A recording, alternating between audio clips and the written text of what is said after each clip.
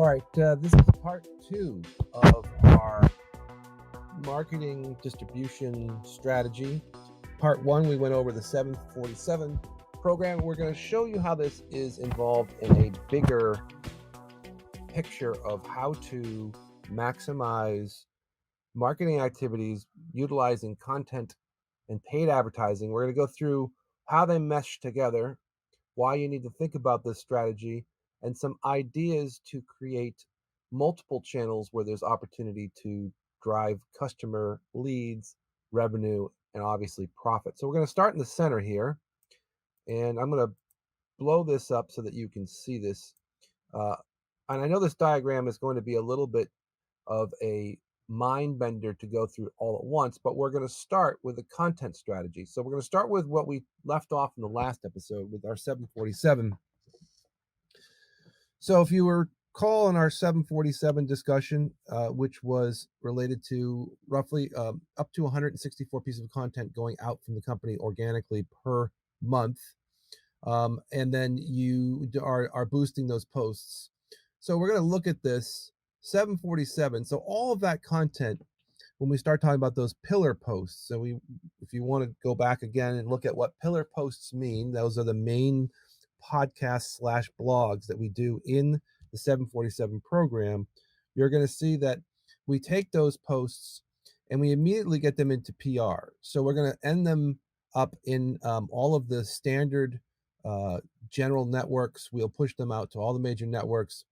There's about 400 different signals we can generate by adding in this feature of adding it to the press release distribution engagement that is out onto the regular networks. All of these traditional businesses that relate into the networks, TV affiliates, radio affiliates, newspaper affiliates, there's literally thousands, but we basically stack them into getting this piece of content as a press release, and the press release will go into distribution, and that powers all of the entities that are out there back to the pieces of content that came through U747. So again, once we have built the content strategy out, and we're producing, again, over 150 pieces of content per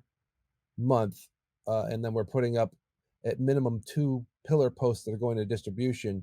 All of that link power, which is otherwise known as SEO, is coming back to the website into those articles to boost and then help generate activity, not just from a Google perspective, but from a personal human being perspective. Okay, so now we are into the bottom part of the content strategy. So we mentioned before the podcast page, all of those things go into Facebook organic. Obviously, the blog page is created, and we hope in most cases that we can also link to a case study page from that podcast or pillar post so that we can tie together someone who's interested in looking at specific case studies related to the topic. We always try and tie together case studies because it's a human interest to find out solutions that they can relate to them. And a lot of the times when you're starting to do this, you're linking these back so that they're in concordance with each other so that you can have multiple threaded discussions going out once people have reviewed this content. There's different ways for people to interpret it. And what this does is it also allows us to then do email marketing. So we take the content and we create an email out of it to distribute into the existing client's network. We also obviously are using the organic Facebook posts that we're splitting out of the 747 as boosted posts, as we see here, to get that into the networks. And then obviously we're also dropping all this content into Google My Business as well for the simple fact that that's another signal to Google to get you on the radar screen, and it's another distribution. But this is sort of your content distribution strategy where you're really just doing content. We're not talking about advertising yet. So the one thing that you have to think about this model is that we are retargeting. So once anybody comes in on these posts, they are going to be then targeted or retargeted in Facebook advertising. So as soon as someone does touch one of these boosted posts, they're going to get retargeted. So we're going to go now to our advertising section, and I'm going to zoom out a little bit so you can see where this line goes to, so you can understand that why I have an additional line that takes all of this and brings it into our content, our advertising strategy. So now we're going to talk about the bigger aspect of looking at advertising and paid content that would be relative to beyond the boosted posts, but now we're going to talk about running offers. So we're going to look at this in a couple of different models. So again, here's the company.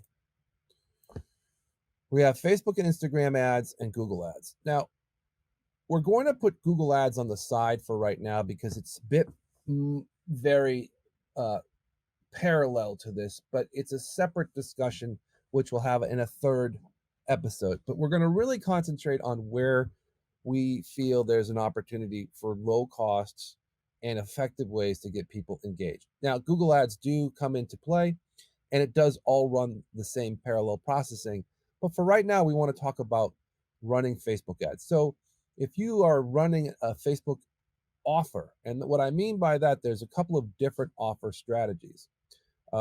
We can offer what's known as either an ebook or a downloadable or a guide, some sort of piece of valued content, a cheat sheet.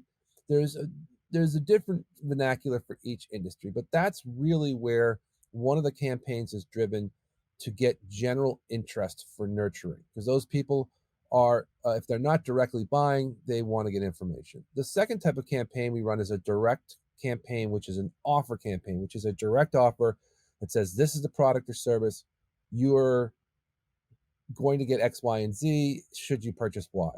So we definitely run those as a strategy where we are also looking at, basically engaging the person to go directly into an offer. And a lot of the people that we work with have consultations as part of their strategy as the main function of getting closure or speaking with a client. So if you look at this from a top-down perspective, this type of offer would be a direct, hey, would you like a consultation type of scenario. And that would include an offer in that. In the case of many of our clients, there's a specific offer that we're working with that drives the direct behavior to a consultation. Again, so this is sort of the ebook is your light. Now you're talking about campaign direct. And then we've got a campaign group. Oh, and by the way, this could be a traditional book as well. We have a lot of folks that we work with that do have regular books as part of their offer. So campaign group, now we're talking about some very focused strategy on what I would call identifying a pain point. So what we do in this case is it's more of a general quiz slash test type of scenario. So now you're getting people who are interested in finding out, discovering what is their problem because they don't know, or they may not understand something. So this is an interesting offer that works really well. And we can even group these into different segments of types of campaigns. So if you want to take a physical example of this, you could think of things as when we work with, especially with doctors, they have different types of pain functionalities. If we work with a client who does some of the things that would relate to maybe business consulting, there's different business consulting attributes that you can get into a group. But the concept is the same, which is we really want to bring them to a next stage where we can sequence out what the pain is for the client on a landing page. And again, all of these are all retargeted and pixeled. Now, if you can remember as well, we also had these other content pieces which all have linking structure back to a direct landing page, back to the offer.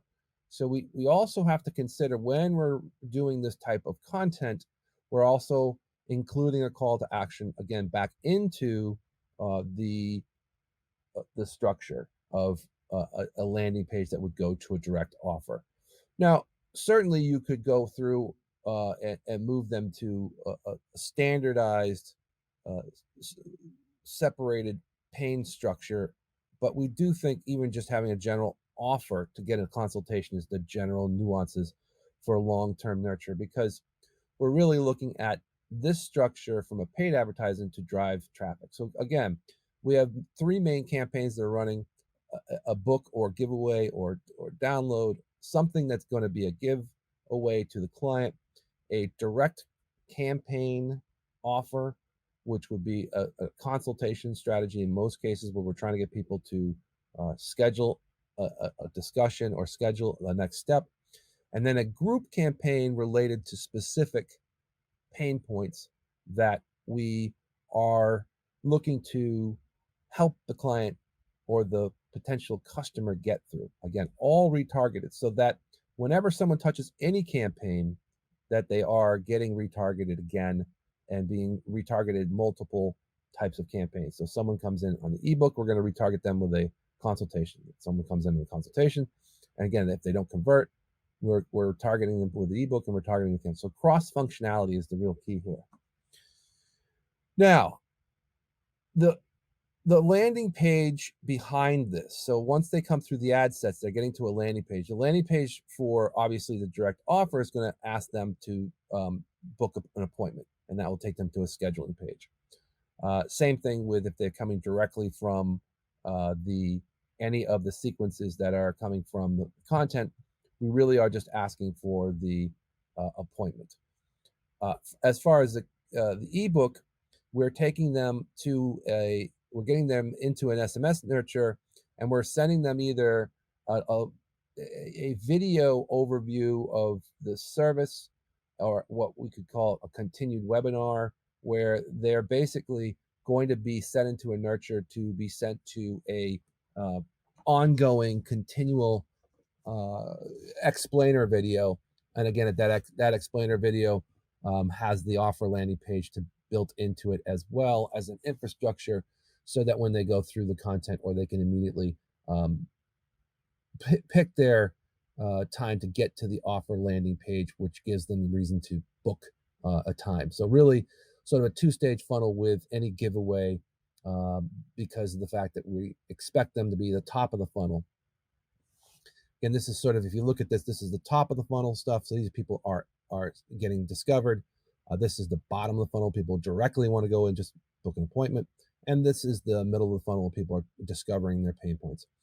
So let's go to the last one here, which is our offer landing page from the campaign group. That is, we're looking to get discovery of their pain points. We are then taking them to a form from the landing page that takes them through a set of sequences, up to usually 5 to 10 different questions, and based on their pain, we'll immediately get them into a sequence of email nurtures, because we're capturing these mid-level funnel people. And what we hope to do is also schedule them through this infrastructure. So at the end of this pain point form, we ask them for to get into an appointment, but if they don't, we're continuing to sequence them out with email and nurtures. So we're really looking at all different phases, direct, bottom of a funnel, ready to make an appointment, beginning, top of funnel, and mid funnel. All three of those, again, all retargeted so that we can catch them in their different set of sequences. All people come back typically to a scheduling page. In this particular case, they are pre-qualified at that point for a call. And again, I think this is the determination of our clients, whether they have a pre-qual with a subsidiary in their company, meaning that this is someone who's sitting there going, okay, I'm going to see if this person is the right fit, or this could be a pre-qualification call directly by the principal of the business or the salesperson. Again, once that's done, the pre-approval build is sent. It's booked for a sales follow-up, or in some cases, just even a paid model where they're booked right into the sequences of going into a form that would fill out for conversion. So in all reality, we're really looking at sequencing these people through these different types of formats in order to maximize the value. So you really look at this holistically. You've got your content model here, which is delivering a preponderance of authority. You've got your content distribution through PR. So now we're building outward authority. You've got your basic organic strategy that's building the resonance with all audiences, and you're hitting all the different types of natural communication that would happen, whether it's organic, email, Google My Business. But again, you're also then going up, and we're starting to see this entire model, which is that we are starting to see the business of now our entire infrastructure of this model, where we are now going into all of the paid advertising. So you can actually see all of these activities together, all contributing up and in sequential order through these different pipelines to get to the point where we are scheduling a consultation, which is the sort of initial sales set, and then we're bringing them through qualification and then into conversion. So this all works together. This is part 2 of the entire infrastructure of how to build an entire campaign based off of doing organic traffic along with advertising, so that you can capture as much activity as possible with your strategic placement of your authority content.